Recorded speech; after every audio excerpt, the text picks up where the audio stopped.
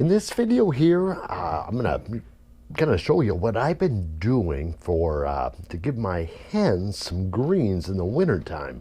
I'm up in Minnesota, and it is freezing cold, snow all over the place, and the chickens, I feed them the typical scratch and their pellet feed, but just lacking the greens. So I kind of doing some experiments to see what I could grow in the quickest amount of time, what's the most economical, what grows the fastest. So what I've done is got four things going. And the first thing is basically, this is just annual ryegrass. So just using your typical grass seed that you would use, to seed your lawn.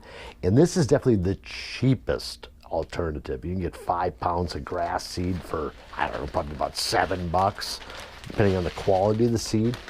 And this here, this is, it's about 2 weeks old. So, I mean, this grew great.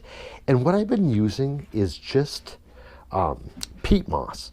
And I just put the peat moss and then just spray it down and then just spread the seeds on top. But this is the annual grass. And then I did wheatgrass. And, this is the wheatgrass that you could use to, run it through a juicer to make, the green juice. You know what I'm saying. But, yeah, it's basically just hard winter wheat. And what's nice about, all these, with the, or maybe it's better under the light here. So you got the peat moss, and so this you just take it out and give it right to the chickens. So it's super convenient. And then lastly, I have the crimson clover, and this is also about 2 weeks old. Started just on the peat moss. So these three are the same. Then I also decided to start some black oil sunflower seeds. I do grow those, in the microgreens for myself, but this time all I used was black oil bird seed. I probably wouldn't eat them myself, but what I'm going to do is, I soaked the seeds overnight, and then I added a little bleach, and then rinsed them real good several times because they're really dirty. And then just spread those again out on the peat moss. And then I covered them with a tray. And after about 2 days, the seeds will actually lift the tray up, and this is what you got. So I just exposed these ones to the light today, and those grow extremely fast. So that's going to be super cheap because, 50 pound of sunflower seeds, you could grow a ton. But what I'm going to do is once they get about this tall, like in a week, I'm just going to cut them down and feed them the greens.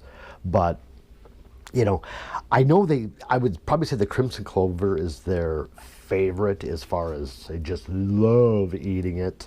The grass, they love the grass. That is, grows super quick and, very, very affordable. But I could kind of show you what I do as far as, like I said, take the peat moss and spray it down, and then I just spread the seeds, very generously. And this is crimson clover here, and then I'll just cover this up, and I don't even put any coverings on them. So I'll do that, and then I'll just hit them with the sprayer just to kind of moisten them up. 2 days, they'll start to sprout.